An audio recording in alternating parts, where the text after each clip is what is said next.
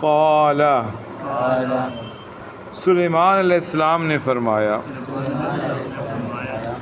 یا ایھا الملأ اے سردارو ایکم یأتینی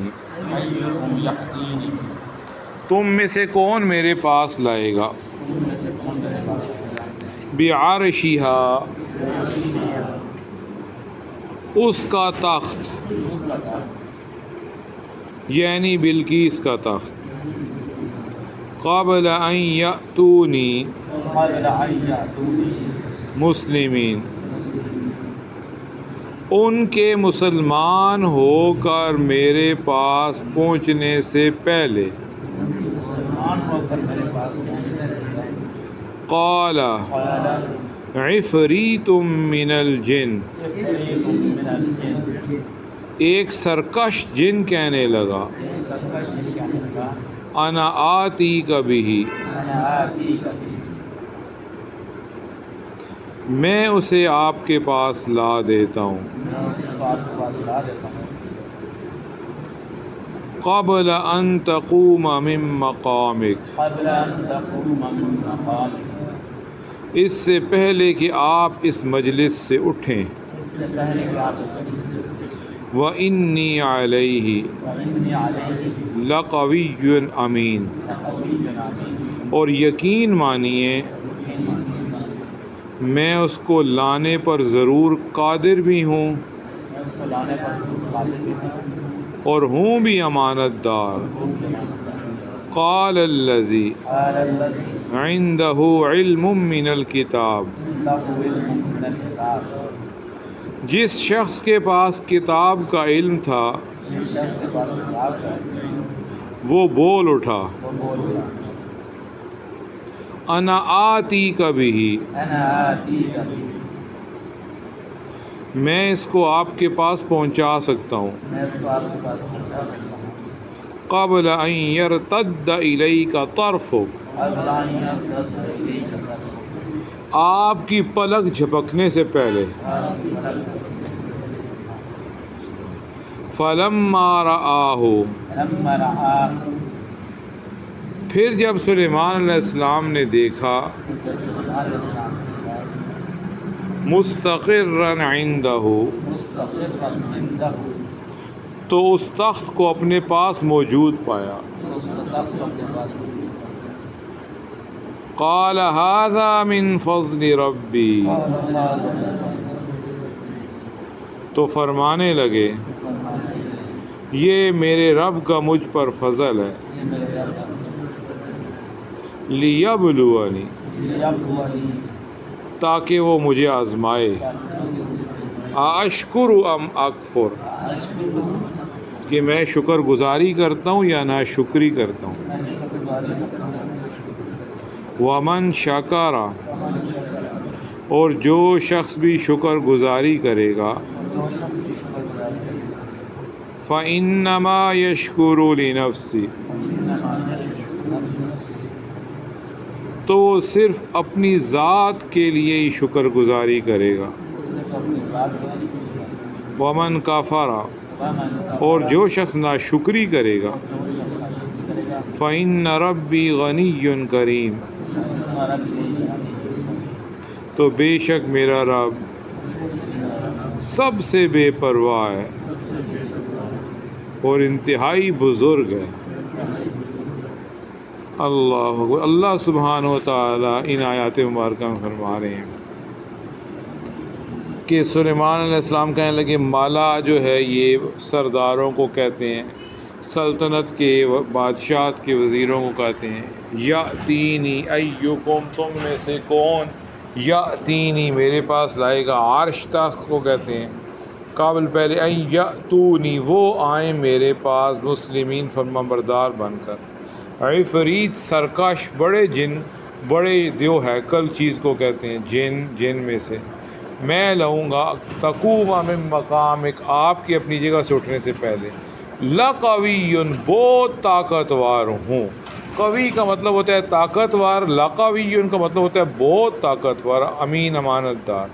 عندہ علم من الکتاب انا آتی کبھی. دیکھیں یہ سب الفاظ آسان ہیں، ایک دو جگہ اگر ہم لفظ کا ترجمہ آ جائے باقی جگہ ترجمہ کرنا آسان ہو جاتا ہے. یرتد آپ کے پاس لوٹے، طرفک آپ کی نگاہ، یعنی آپ ابھی پلک جھپکائیں گے نہیں، آنکھیں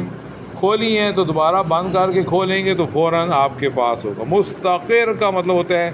قرار پکڑا ہوا ہوگا، یعنی وہاں موجود ہوگا. لیبلونی ابتلا آزمائش ہو کہتے ہیں، بلا اسی سے نکلے وہ مجھے آزمائے. ومن شکر فإنما یشکری، شکر کرے گا اپنی ذات کے لیے. کتنے آسان الفاظ ہیں قرآن مجید کے، سیکھنا کتنا آسان ہے. کافرہ ومن، جو انکار کرے گا، نہ شکری کرے گا. میرا رب غنی ہے، کریم کا مطلب ہوتا ہے بہت عزت والا ہے، بہت بزرگ ہے. جب قاصد پہنچتا ہے اور بلقیس کو دوبارہ پیغام نبوت پہنچاتا ہے کہ اس طرح سلیمان علیہ السلام کہہ رہے ہیں، تو وہ سمجھ جاتی ہے اور کہتی ہے اللہ کی قسم یہ سچے پیغمبر ہیں، اور پیغمبر کا مقابلہ کر کے کوئی پنپ نہیں سکتا، کوئی پھل پھول نہیں سکتا. اسی وقت دوبارہ قاصد بھیجا کہ میں اپنی قوم کے سرداروں سمیت فوراً حاضر خدمت ہوتی ہوں، فوراً آتی ہوں میں، تاکہ میں خود آپ سے ملوں اور دین کی معلومات حاصل کروں اور اپنی تشفی خود کروں. یہ کہلوا کر اس نے اپنا نائب ایک شخص کو بنایا اور سلطنت کے سارے انتظامات اس کے سپرد کیے، اور اپنا لاجواب بیش بہا قیمتی سونے سے جڑا ہوا تخت 7 محلوں میں تالے لگا کے بند کرایا. ایک محل، اس کے اندر دوسرا، پھر تیسرا، پھر چوتھا، پانچواں، چھٹا، ساتواں، 7 تالے لگے ہوئے ہیں. اس کے اندر جو ہے وہ اس کا تخت بند ہے، سونے سے جڑا ہوا. اور اپنے نائب کو اس کی حفاظت کی خاص تاکید کی، اور 12 سردار، جن میں سے ہر سردار کے ماتحت ہزاروں آدمی تھے، اپنے ساتھ لیے اور ملک سلیمان کی طرف چل پڑے. 12 سردار ساتھ لیے، ہر سردار کے ساتھ ہزاروں آدمی تھے. 1000 بھی اگر ہو تو 12,000 کا لشکر یہ جا رہا ہے سارا. اور جنات قدم قدم کی اور دم دم کی خبریں سلیمان علیہ السلام کو پہنچاتے رہے کہ وہ چل پڑی ہے، اس وقت یہاں پہنچی ہیں، اس وقت وہ یہ کہہ رہے ہیں، یہ ساری معلومات. جب سلیمان علیہ السلام کو معلوم ہوا کہ بلقیس میری سلطنت کے قریب پہنچ چکی ہے، تو آپ نے اپنے دربار میں، جس میں جنات بھی تھے اور انسان بھی سب موجود تھے، ان سب سے فرمایا کوئی ہے جو بلقیس کے تخت کو اس کے پہنچنے سے پہلے یہاں پہنچا دے میرے پاس، کیونکہ جب وہ یہاں آ جائیں گی اور اسلام میں داخل ہو جائیں گی پھر اس کا مال ہم پر حرام ہو جائے گا. ابھی وہ پہنچی بھی نہیں ہے، پہلے پہلے اس کا تخت لانا ہے. یہ سن کر ایک طاقتور سرکش جن، جس کا نام کوزن تھا، اس جن کا نام تھا کوزن، اور جو ایسا تھا جیسے ایک بہت بڑا پہاڑ ہوتا ہے، اتنی بڑی اس کی جسامت تھی. وہ بول پڑا اگر آپ مجھے حکم دیتے ہیں تو آپ دربار برخاست کرنے سے پہلے پہلے میں تخت لاتا ہوں. ابھی آپ کی یہ محفل اور دربار ختم نہیں ہوگا، اس سے پہلے پہلے لا دیتا ہوں. سلیمان علیہ السلام لوگوں کے فیصلے کرنے کے لیے اور جھگڑے چکانے کے لیے، لوگوں کو انصاف دینے کے لیے صبح سے دوپہر تک ایک دربار عام منعقد کرتے تھے. اس میں سب لوگوں کے فیصلے کرتے تھے اور وہ ٹائم پبلک کو دیتے تھے. اس نے کہا ابھی آپ کی یہ دربار ختم نہیں ہوگا، آپ کے اٹھنے کے ٹائم سے پہلے پہلے میں لے آتا ہوں. میں اس تخت کے اٹھا لانے کی طاقت بھی رکھتا ہوں اور امانت دار بھی ہوں. اس میں سے کوئی چیز نہیں چراؤں گا، کوئی سونا، کوئی اس کے اندر جو قیمتی موتی لگے ہیں، ایک چیز بھی چوری نہیں کروں. حضرت سلیمان علیہ السلام نے فرمایا میں چاہتا ہوں اس سے بھی پہلے وہ تخت میرے پاس آئے،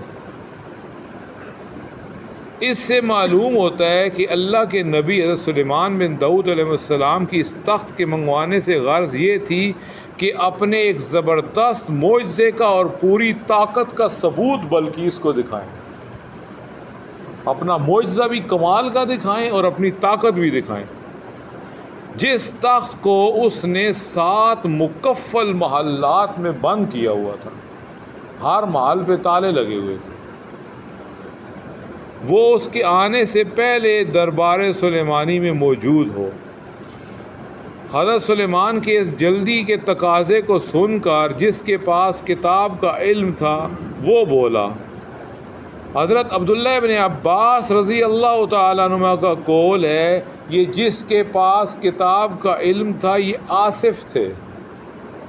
ان کا نام آصف تھا۔ یہ حضرت سلیمان علیہ السلام کے کاتب تھے، رائٹر،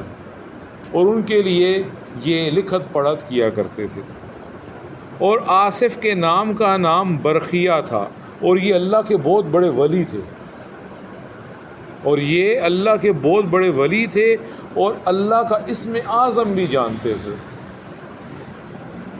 پکے مسلمان تھے اور بنی اسرائیل میں سے تھے۔ امام مجاہد کہتے ہیں یہ جو بزرگ تھے جن کے پاس کتاب کا علم تھا ان کا نام استوم تھا، اور بعض علماء نے لکھا ہے بلیغ تھا، اور بعض علماء کہتے ہیں ان کا لقب ذوالنور تھا، نور والا۔ عبداللہ بن لہیہ کا قول ہے کہ یہ حضرت خضر علیہ السلام تھے، لیکن یہ بہت غریب قول ہے اور اس کے اندر کمزوری ہے۔ انہوں نے کہا، اے سلیمان علیہ السلام، آپ اپنی نگاہ دوڑائیں ذرا دربار میں، جہاں تک پہنچے نظر کریں، ابھی آپ ادھر ادھر دیکھ ہی رہے ہوں گے کہ میں وہ تخت لا کے حاضر کر دوں گا۔ پس حضرت سلیمان علیہ السلام نے یمن کی طرف نظر کی، جس طرف یمن تھا جہاں اس کا تخت تھا، نظر کی اور ادھر دیکھنے لگے، اور ادھر یہ اللہ کے ولی وضو کر کے نماز کے لیے کھڑے ہو گئے۔ ادھر یہ اللہ کے ولی جن کے پاس کتاب کا علم تھا وضو کر کے نماز کے لیے کھڑے ہو گئے، اور دعا میں اللہ تعالیٰ سے یہ التجا کرنے لگے اور کہنے لگے، یا ذل جلال والاکرام، اے جلال اور عظمت اور عزت والے اللہ۔ یہ انہوں نے لفظ بولا، کیا لفظ بولا؟ یا ذل جلال والاکرام۔ اور بعض روایات میں آیا ہے یہ لفظ بولا، یا الہنا و الہ کل شیء الہ واحدا لا الہ الا انت ائتنی بعرشہا۔ اے ہمارے معبود، و الہ کل شیء، اور ہر چیز کے معبود، الہ واحدہ، اے واحد اور تنہا معبود، لا الہ الا انت، آپ کے سوا کوئی معبود ہی نہیں۔ یہ بار بار معبود کا لفظ آ رہا ہے، یا الہنا و الہ کل شیء الہ واحدہ لا الہ الا انت، 4 دفعہ الہ کا لفظ آ رہا ہے۔ ائتنی بعرشہا، اے اللہ اس کے تخت کو میرے پاس لے آئے۔ یہ ابھی یہ وظیفہ کر رہے تھے کہ تخت بلقیس سامنے آ گیا۔ سبحان، اتنی ذرا سی دیر میں یمن سے بیت المقدس کا طویل سفر وہ کر کے وہ تخت پہنچ گیا، اور سلیمان علیہ السلام کے دیکھتے دیکھتے ابھی ان کا دربار لگا ہوا تھا، زمین پھٹی اور اندر سے تخت نکل آیا، زمین پھٹی اور اندر سے تخت نکل آیا۔ جب سلیمان علیہ السلام نے اسے اپنے سامنے موجود دیکھ لیا تو فرمایا، یہ صرف میرے رب کا فضل ہے، وہ مجھے آزمائے کہ میں شکر گزاری کرتا ہوں یا نہ شکری۔ جو شکر کرے گا وہ اپنا ہی نفع کرے گا، جو نہ شکری کرے گا وہ اپنا نقصان کرتا ہے۔ اللہ تعالیٰ بندوں کی بندگی سے بے نیاز ہے، اللہ کو بندوں کی عبادت کی ضرورت ہی نہیں ہے، اور خود بندوں سے بھی اس کی عظمت کسی کی محتاج نہیں، جیسا کہ اللہ تعالیٰ کا قول ہے، من عمل صالحا فلنفسہ، جو بھی نیکیاں کر رہا ہے اپنے لیے کر رہا ہے، اللہ کے لیے نہیں کر رہا، اللہ کو اس کی ضرورت نہیں ہے۔ حضرت موسیٰ علیہ السلام نے اپنی قوم سے ایک دفعہ فرمایا تھا، اے میری قوم، تم اور روئے زمین کے سارے انسان اگر اللہ سے کفر کرنے لگو اللہ کا کچھ نہیں بگاڑ سکتے، وہ تو غنی اور حمید ہے۔ صحیح مسلم شریف میں حدیث ہے اللہ تعالیٰ فرماتے ہیں اے میرے بندو اگر تمہارے سب اگلے اور پچھلے انسان اور جنات بہتر سے بہتر لوگ نیک بخت سے نیک بخت اور سب سے نیک اور متقی ہو جائیں، سارے انسان اولین اور آخرین، جنات بھی ملا لو، نیک اور متقی اور پرہیزگار ہو جو، جتنا پرہیزگار مجھے کوئی بندہ پسند ہے ویسے ہو جو، تو میری سلطنت میں ذرہ اضافہ نہیں ہوگا، اور میری شان اور شوکت میں اور میری عظمت اور جلال میں ذرہ اضافہ نہیں ہوگا۔ اور اے لوگو اگر تم سب کے ساتھ انسان بھی اور جن بھی انتہائی بدبخت بن جاؤ اور برے بن جاؤ اور ایسے گناہ گار بن جاؤ جیسا کہ کوئی بھی بندہ میری نظر میں گناہ گار ہے اور بڑھ کر گناہ گار ہے،